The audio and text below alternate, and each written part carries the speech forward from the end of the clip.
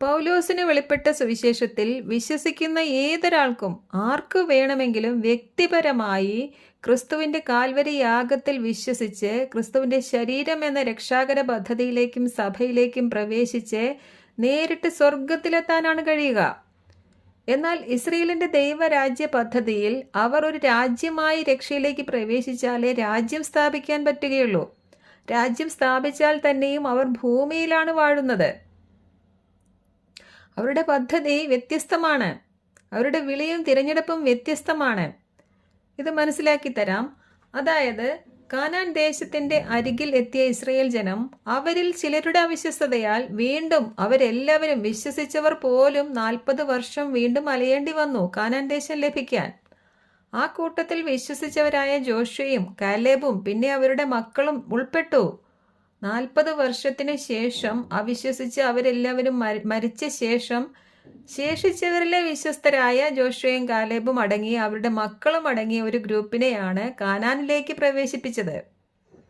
തേനും പാലും ഒഴുകുന്ന കാനാൻ എന്ന് പറയുന്നത് അവർക്ക് ലഭിക്കാനിരിക്കുന്ന ദൈവരാജ്യത്തിന്റെ നിഴലാണ്.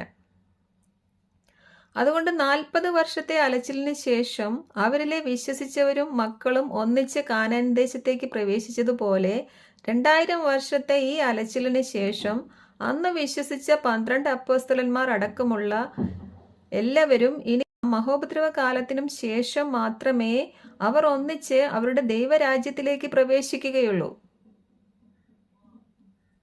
അതായത് അവരെ ഓരോരുത്തരെയായി ദൈവരാജ്യത്തിലേക്ക് പ്രവേശിപ്പിക്കാൻ പറ്റില്ല. അവർ ഒരു രാജ്യമായി ഒന്നിച്ചു വേണം രാജ്യം സ്ഥാപിക്കണമെങ്കിൽ. അവരുടെ പ്രവചന പദ്ധതിയിൽ ഇസ്രയേൽ ഒരു രാജ്യമായി ആദ്യം രക്ഷിക്കപ്പെടണം. ശേഷമേ അവരിലൂടെ മറ്റു നേഷൻസ് രക്ഷിക്കപ്പെടുകയുള്ളൂ.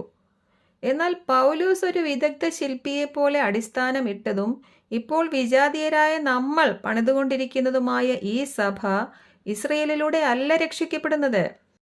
നമ്മൾ ഇസ്രയേലിലൂടെ അല്ലാതെ, അവരുടെ ഉടമ്പടിയിലൂടെ അല്ലാതെ, അവരുടെ ദൈവരാജ്യത്തിലൂടെ അല്ലാതെ, അവരുടെ ന്യായപ്രമാണത്തിലൂടെ അല്ലാതെ ക്രൂശിക്കപ്പെട്ട ക്രിസ്തുവിലൂടെ നേരിട്ട് രക്ഷിക്കപ്പെട്ട് സ്വർഗത്തിലേക്കാണ് പോകുന്നത്.